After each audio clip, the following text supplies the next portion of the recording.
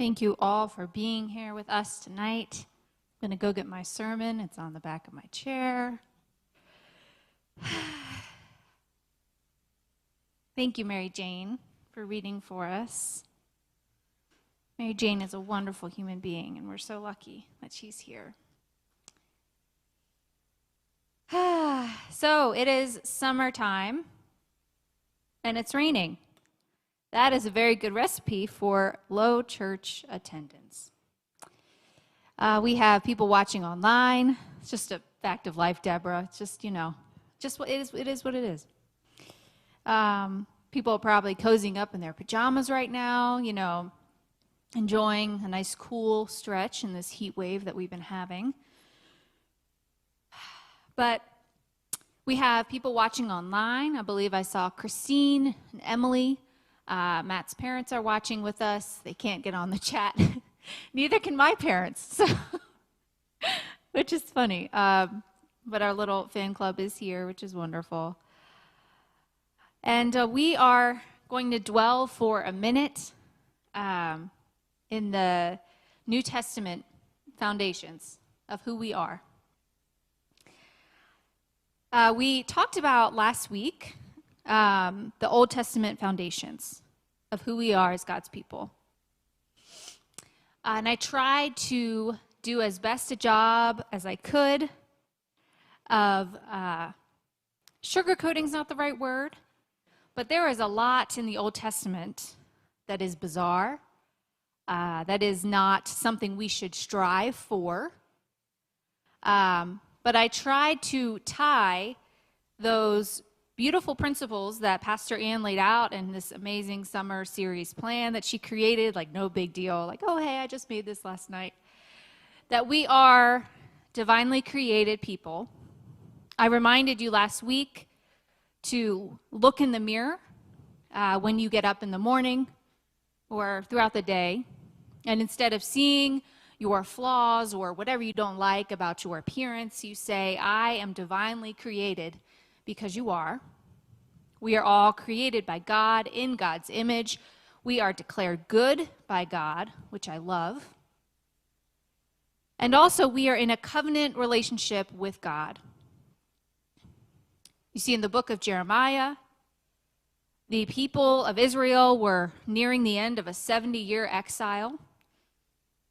And they had made some mistakes, and actually it was more their parents had made a lot of mistakes, and they were kind of unfortunately reaping the benefits of their parents making those mistakes.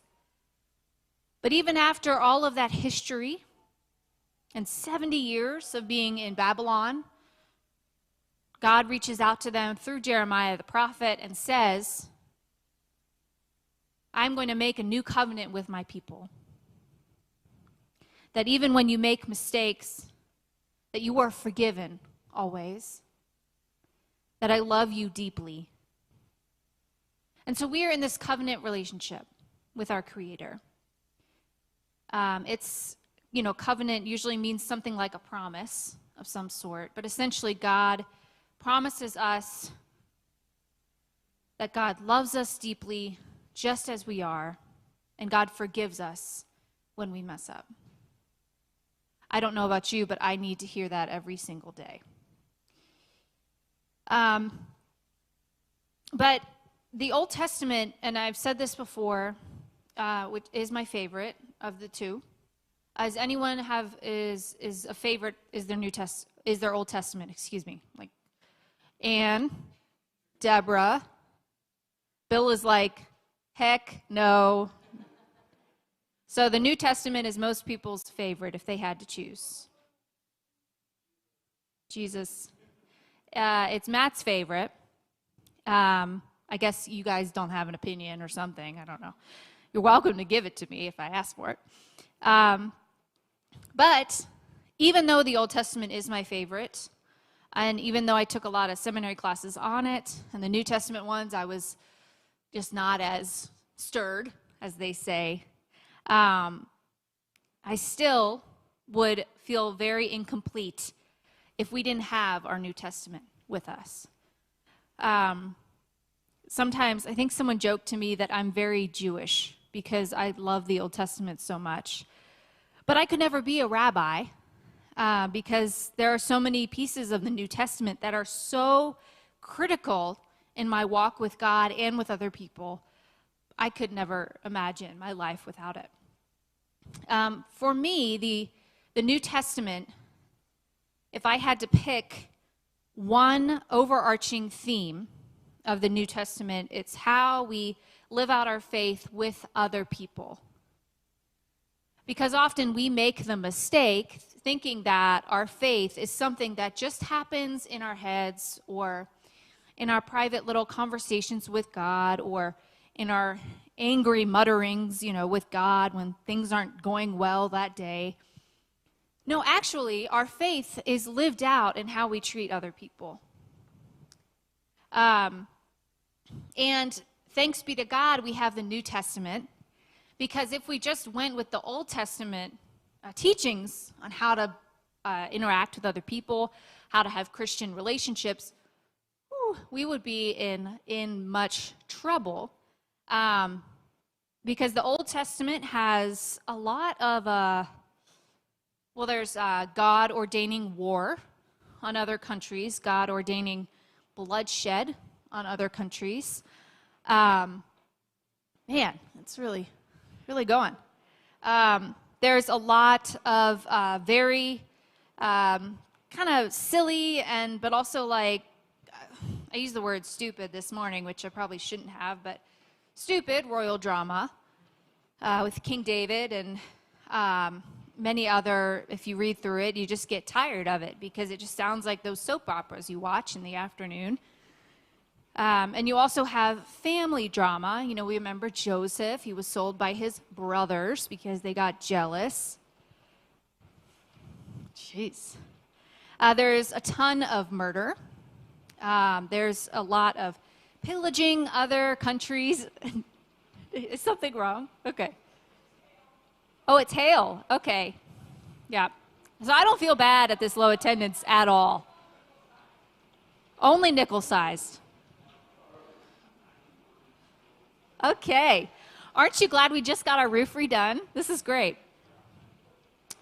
So everyone watching, you're missing out on hail. So enjoy your comfy pajamas.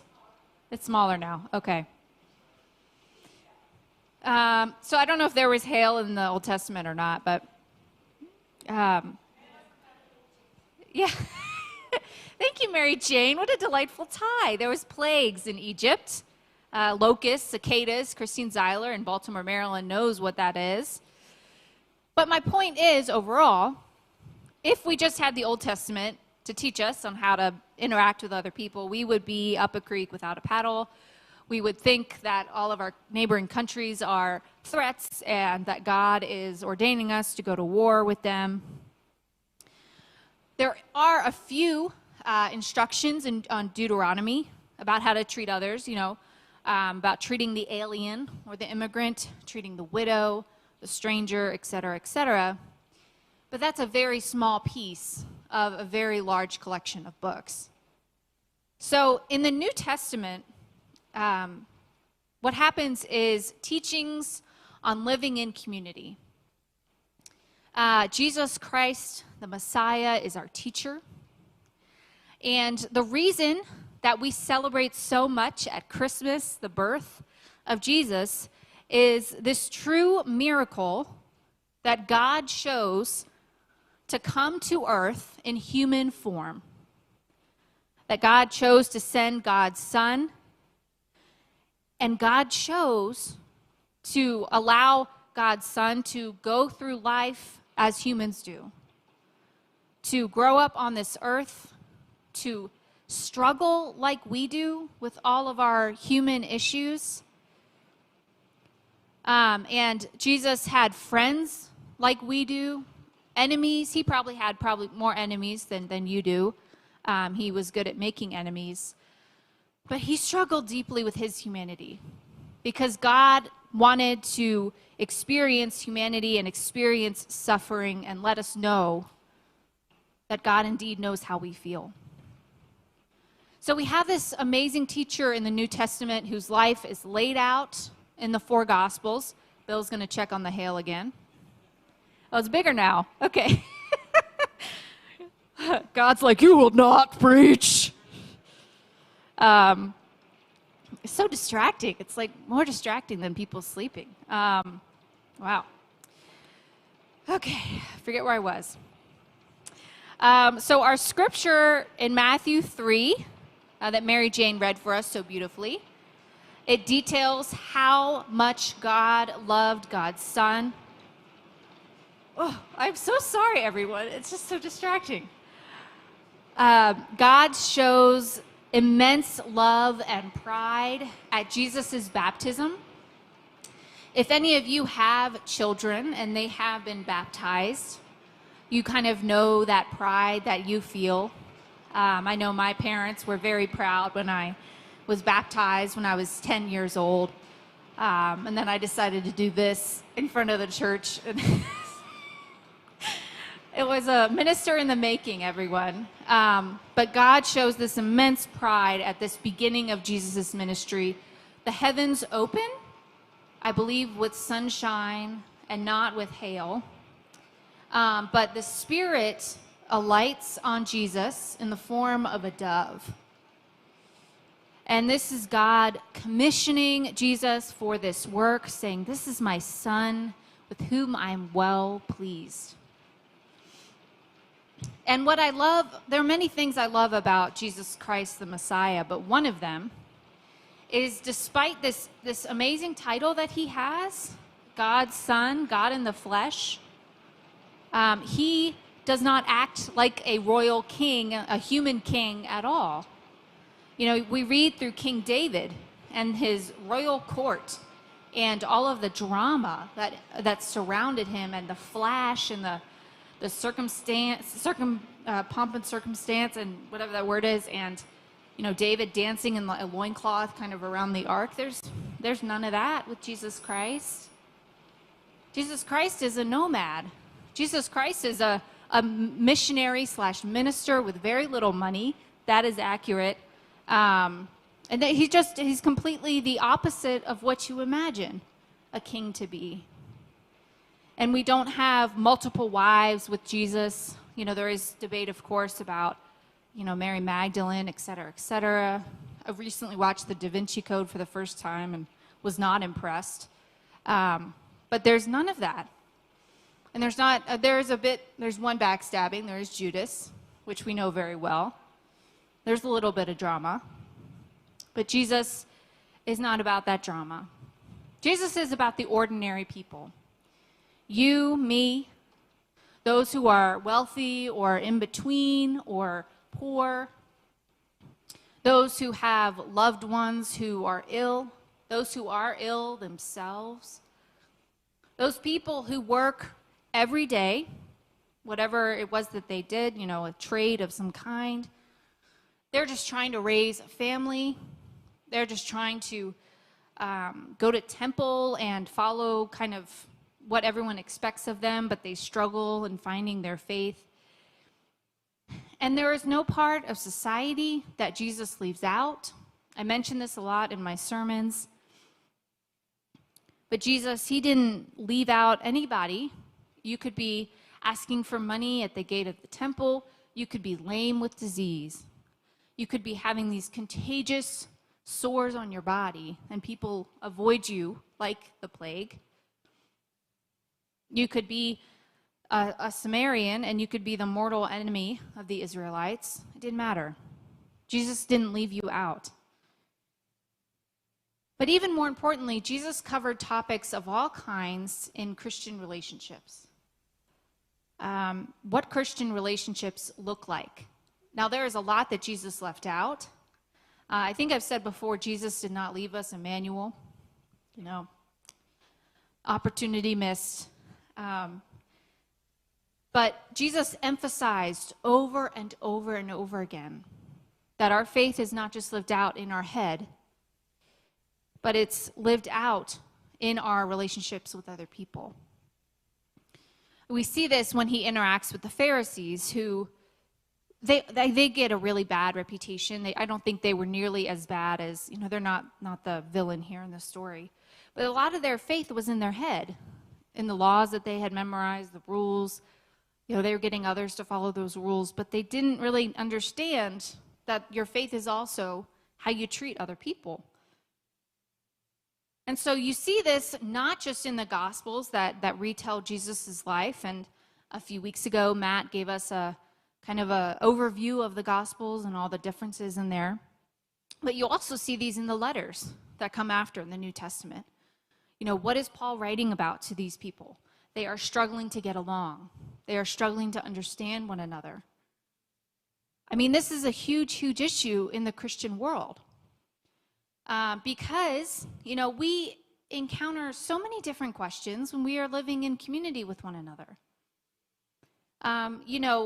We get overwhelmed at all sorts of things. Lately I get overwhelmed because I see someone in need at every major street corner, and I wonder, am I supposed to help them every time? I wonder, what do I do if someone hurts me deeply? How do I handle that? I wonder, who is my neighbor exactly? When Jesus talks about loving your neighbor. And I wonder what happens when I'm trying to be a neighbor, but that conflicts with what I was taught when I was little. Things like money and power and all those really tempting things for us humans. How do we deal with those in our lives? So many different things. And you honestly don't even know that you are unprepared for these situations until you are smack dab in the middle of them and you have no idea what to do. But our scriptures today, they outline the kind of life that we are called to live with other people. Beloved community, it's in our sermon title for today, emphasizes unity. The early church in Acts, they were very much unified in all sorts of ways. They sold all of their possessions and used that money to help out those in need. I think if we asked Americans to do this today, they would revolt. Americans, we like our things and we like our bank accounts, and that's just how our culture is at the moment. But there are a lot of communities like this, that they live in the same house. They cook together. You basically never have alone time, which sounds like my nightmare. But I have several friends, they have worked in these kinds of houses, these communal homes, and they've told me about the struggle. It would be hard to live like this church in the book of Acts. But at its core is this principle that we Christian believers are united in one body and one spirit and one God. And so what does that mean? It means that you might hear sometimes, my liberation is tied up with yours. It means I am not okay until you are okay. And it means that we are called to carry one another's burdens. Now, this is a very challenging call. Do not misunderstand. But we are united by one God and one Spirit. But very rarely in our world today is it ever that simple. We are called to love one another. And in a sentence that I just said, I said, we Christian believers are united in one God and one Spirit.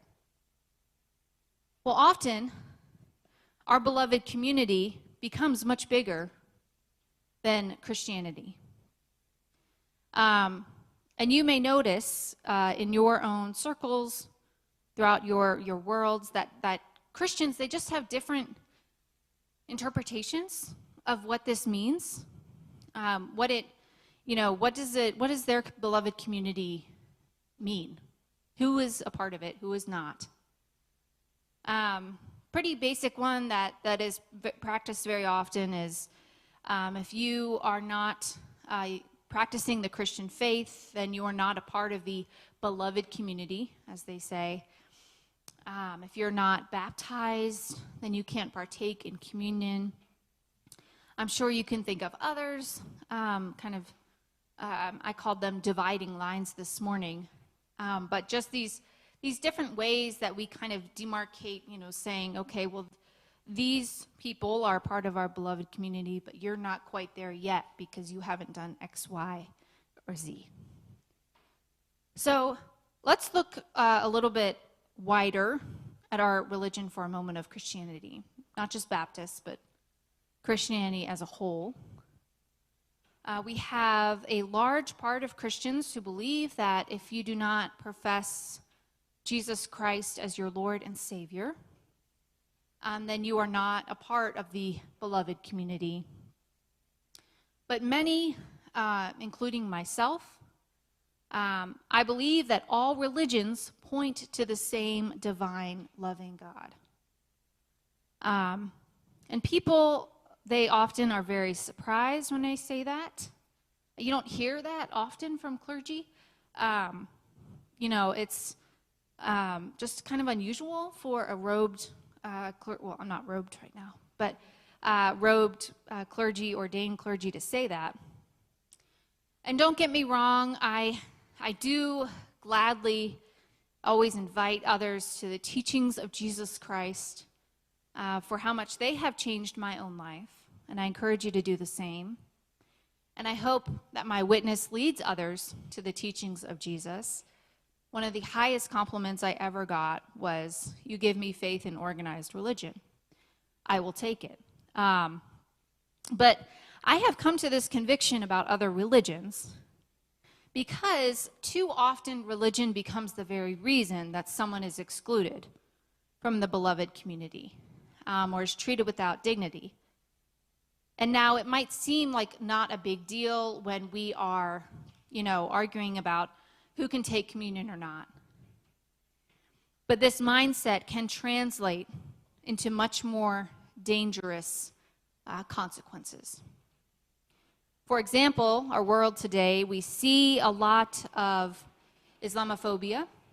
We see a lot of anti-Semitism. This past week, I mentioned this morning about the Muslim family. It was a mom and a dad, a grandma, and daughter and son. And they were walking, enjoying an evening walk, as my husband and I often do. And a guy in his pickup truck just decides to mow them down. They are all killed except the 9-year-old boy. And authorities believe that it was a act of terror against Muslims. And so I bring this up because these horrific acts of terror are spurred by this kind of deciding of who is in the beloved community and who is not. Because when we decide who is not in the beloved community, we do not treat them with as much dignity as we do with others in our own little circle. And we let little bits of hate language or just stereotypes enter conversations, and we don't say anything about it. And these little tiny acts of language that we may hear, they lead to events like this past week. I see it on social media. I really need to unfollow some of these pages, but most of them are news stations pages. I remember there was a mosque being built in Harford County, Maryland, which is a very rural area. And the Islamophobic comments on that post were unbelievable. And so many of them were saying, well, I'm a Christian and I don't think this is right.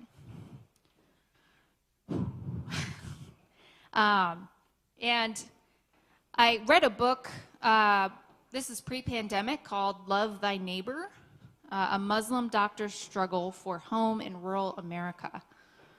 I read it on a plane ride. It's a very easy, well, sort of easy read. It's by Ayaz Verji.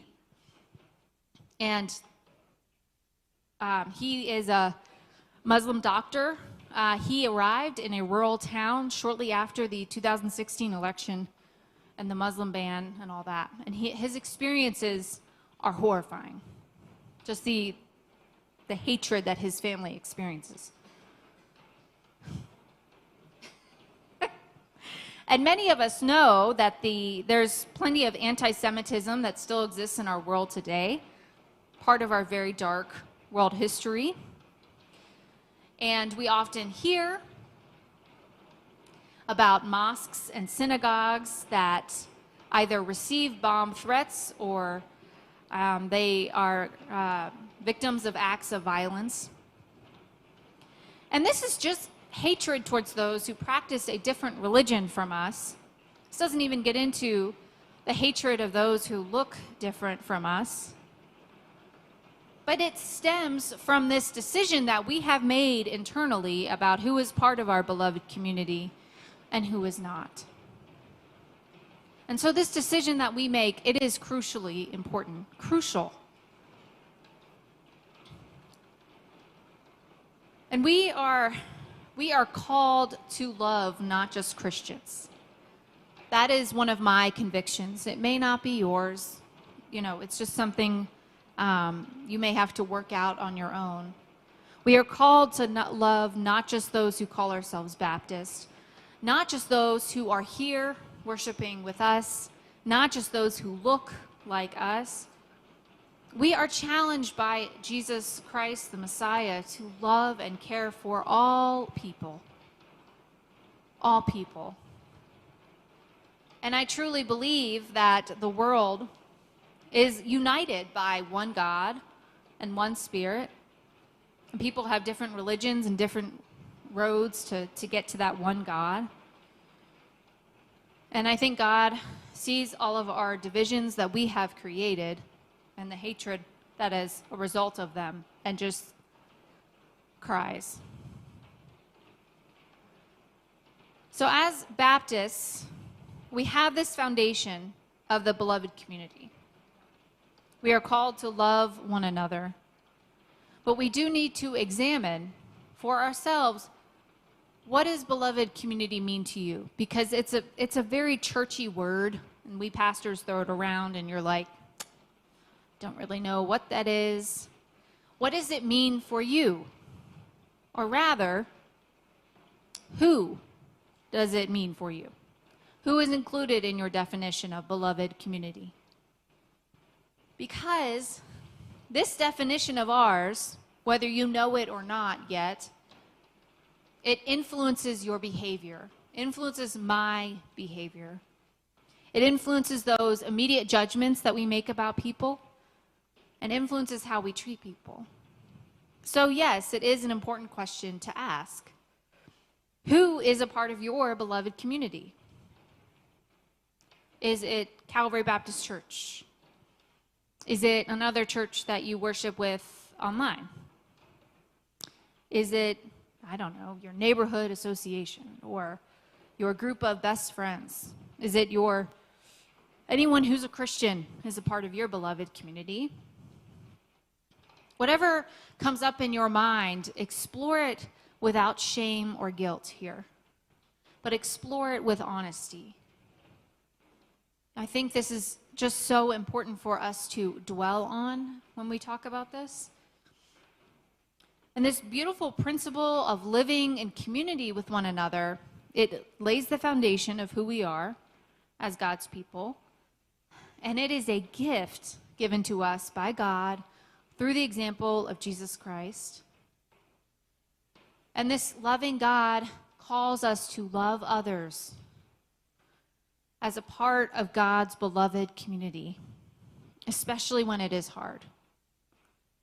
We never live just for ourselves, but we also live for other people. And I conclude today by telling you that this is so much easier preached than done. That this is something that you have to remind yourself every day to do. That it's a conviction that you have to carry with you. And every day that you're not dead in the ground, you have to think, who is my beloved community? How can I extend this message of Jesus, of loving all people? How can I extend that in my own life? Because it is so important. Your actions, your thoughts are so important in the well-being and the dignity of other people. And it is our job as Christians to love one another,